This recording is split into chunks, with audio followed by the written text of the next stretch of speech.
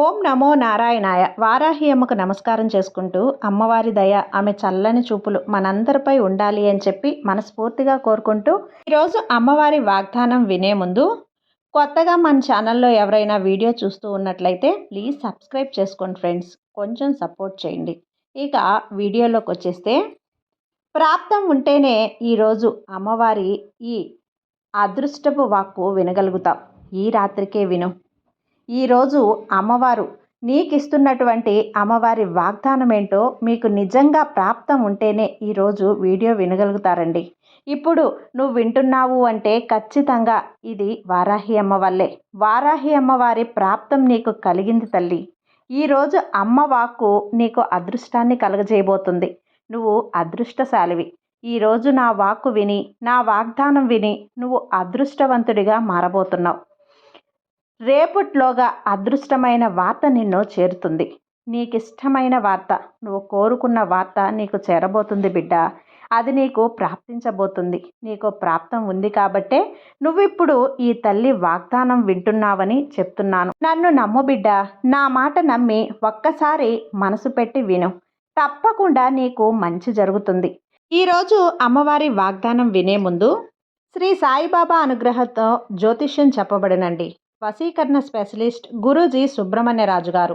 Contact number 9347293375. ఈ గురువుగారు చెప్పింది చెప్పినట్లుగా జరుగుతుంది. భార్యాభర్తల మధ్య గొడవలున్నా, విదేశీ ప్రయాణం ఆలస్యం అవుతున్నా, ప్రేమ, పెళ్లి, సంతానం లేకపోవటం, కోర్టు సమస్యలు, గృహము మరియు కుటుంబ సమస్యలు, ధనం నిలకడగా లేకపోవటం, నమ్మిన వ్యక్తి మోసం చేయటం, స్త్రీలకు పురుషులకు సంబంధించిన గుప్త సమస్యలు ఎటువంటివైనా రోజుల్లో పరిష్కారం చేయబడును. మీరు ఎంతోమంది దగ్గర జ్యోతిష్యం మరియు పరిష్కారాలు చేయించుకొని నిరాశ చెంది ఉన్నట్లయితే ఒక్కసారి ఆదికొండ దేవతలైన కోయరాజు గారికి ఒక్కసారి కాల్ చేయండి. కోయ గురూజీ గారు, కొండదేవత పూజారి సుబ్రహ్మణ్యం రాజు గారు.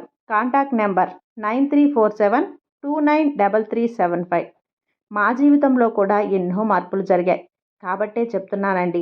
నమ్మకంతో ఒక్కసారి గురువుగారిని కాంటాక్ట్ అవ్వండి. జై వారాహి అమ్మ. ఇక అమ్మవారి వాగ్దానం. తల్లి, నా వాగ్దానం చెప్తున్నాను, వింటున్నావు కదా. ఇప్పుడు నీ జీవితానికి ఏం కావాలి, నువ్వు ఏం కోరుకుంటున్నావో నీకు తెలిసేలా నీతో చెబుతాను కదా. నీ ప్రార్థన నేను స్వీకరించాను. ఆ ప్రార్థనకి కూడా బదులు నేను ఇస్తానమ్మా. ఖచ్చితంగా విను. నీ జీవితం కోసం నేను ఏం చేస్తానో తెలుసా. నీకిచ్చిన మాట ప్రకారం, నీకిచ్చిన మాట అనేది నేను నెరవేరుస్తాను. ఇచ్చిన విధంగా నీ జీవితాన్ని మంచి ఎత్తులో పెడతాను. ప్రతి విషయాన్ని ఒక్కొక్క ఇంటికి వలె సరిచేసి అందనంత ఎత్తుకు నిన్ను చేరుస్తాను. నువ్వు ఇప్పుడు 2 మెట్లు మాత్రమే ఎక్కావు బిడ్డ. ఇంకా చాలా పైకి ఎక్కాలి. కొంచెం ఎక్కాల్సిన అవసరం కూడా ఉంది. ఇంకా చాలా మెట్లు ఉన్నాయి కదా. ఇంకా నువ్వు చూడాల్సింది చాలా ఉంది అని అర్థం. ఇది కూడా ఏమీ మిగిలిపోలేదు. నిన్ను మించి ఇక్కడ ఏమీ జరగలేదమ్మా. శుభకార్యాలు, మంగళకార్యాలు, మంచి రోజులు, పండగలు అన్నీ ఇక మీద నీకు ఆరంభం కాబోతున్నాయి. అంటే నీకంతా ప్రతిరోజు పండగలా ఉండబోతుందన్నమాట. నీవు సంతోషంగా ప్రతి ఒక్క రోజుని ఆనందంగా గడుపుతావు. నీ జీవితంలో కొన్ని మార్పులు అవసరం. ఆ మార్పులు కూడా నువ్వు చేసేస్తావమ్మా. ఒక్క విషయం జరిగిందంటే అది ఎలా దాటాలి అని ఆలోచించి దాటాలి. తప్పితే ఎందుకు ఇలా అయ్యింది అని నిరుత్సాహపడి నిర్ణయాన్ని మార్చుకోకూడదు. అదే నిర్ణయంగా నీ ప్రశ్నకు తప్పకుండా బదులిస్తాను. నా దగ్గర ఒక ప్రార్థన పెట్టినప్పుడు అందుకు వివరణ కూడా నేను ఇస్తాను కదా. నీకైనా మంచి మార్గం చూపిస్తాను. అందుకోసం ఇక్కడి నుంచే నా అనుగ్రహం నీకు ప్రాప్తిస్తుంది. ఇక నుంచి కృంగిపోవద్దు బిడ్డా. దిగులు పడకు. తప్పకుండా మంచిగా అందనంత ఎత్తుకు ఎదుగుతావు. ఎందుకు ఇలా జరిగింది అనుకుంటున్నావు కదా. నువ్వొక వజ్రానివి. నువ్వు ఒక బంగారు తల్లివి. నువ్వు చీకటి నుంచి వెలుగులోకి వచ్చిన ఒక వెలుగువి తల్లి. ఒక మెరుపువి. కాబట్టే చూడాల్సింది చాలానే ఉంది. ఆ మెరుపును చూడాలనే తాపత్రయం కూడా నీకుంది. అందుకే ఈ తల్లి నీకు ఈ సందేశం అందిస్తుంది. ఈ వాగ్దానం నీ కోసం చెబుతుంది. అందుకనే చెప్తున్నాను. నువ్వు దేనిని కూడా నువ్వు నిరుత్సాహపడాల్సిన అవసరం కూడా లేదు. ఎందుకు కూడా వదలాల్సిన అవసరం అసలే లేదు. ఎప్పుడైతే అమ్మా అని నా వైపు చూసావు కదా, అప్పుడే నా జపం చేశావు. అప్పుడే నీ వైపు నేను అడుగుపెట్టాను. నీ ఇంట్లో అడుగుపెట్టాను. నీ జీవితంలో అడుగుపెట్టాను. నీకున్న కర్మ దోషాలను నశింపజేశాను. నీకైన అదృష్టకాలం నీ చేతికి అందబోతున్నాను. ఇప్పుడు నీకు మంచి కాలం ఆరంభమైంది. అందుకే ఈ అమ్మవాకు నువ్వు వింటున్నావమ్మా. దేని గురించి దిగులొద్దు బిడ్డా. ఈ అమ్మ మాట నీకు మంచి జరిగిస్తుంది. ఎక్కడ నీకు కన్నీరు వస్తుందో అక్కడే ఆనంద బాష్పాలుగా మారుతాయి. అందుకైన కొన్ని సంకేతాలు కూడా,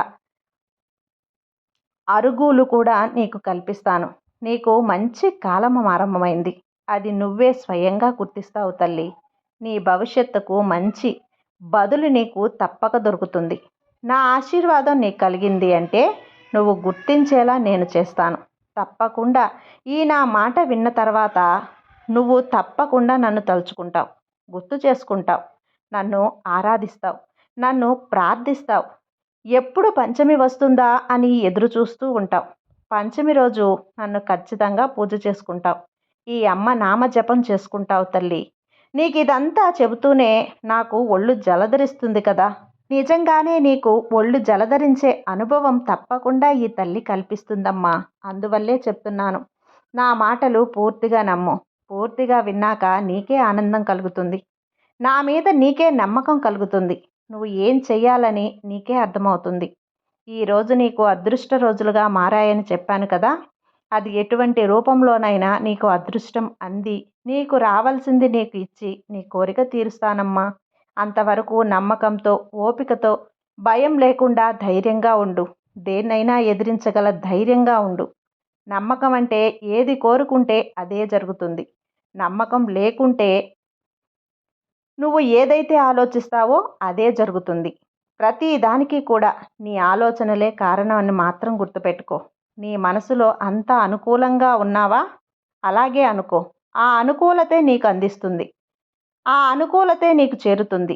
ఈ ప్రపంచ శక్తి, ఈ దైవశక్తి, ఈ విశ్వశక్తి మొత్తం నీకు అనుకూలంగా మారుతుంది. ఎప్పుడైతే నువ్వు నీ ఆలోచనలకు చెడుగా మారుస్తావో అదే నీకు ఎదురవుతుంది. కాబట్టి ఏదైతే నువ్వు కోరుకుంటావో అదే నీకు వస్తుంది. అది గుర్తించు తల్లి నువ్వు. ఇక నమ్మకంతో ఉండు. ఎంత నమ్మకంతో ఉంటే అంత మంచి నీకు జరుగుతుంది. అంత మంచి నీకు చేరుతుంది. ఎందుకంటే నువ్వు అదృష్టమైన బిడ్డవి. అదృష్టమైన నా భక్తురాలివి. ఇప్పటి నుంచి నీకు అదృష్టపు రోజులు రానే వచ్చేశాయి. నీ ఇంట్లో జరిగే శుభకార్యాలకి మొదట అడుగు ఈ తల్లి అడిగే ఉంటుంది. ఎప్పటిలాగే సాధారణ వాక్కు అనుకోకు. ఎప్పటిలాగే ఈ అమ్మ వాక్కుని నిర్లక్ష్యం చేయకుండా, నిరుత్సాహపడకుండా విను. నమ్ము. తప్పకుండా ఫలితం అనేది నువ్వే గ్రహిస్తావు. కాబట్టి నమ్మకం అనేది గట్టిగా నీలో బలపరుచుకో.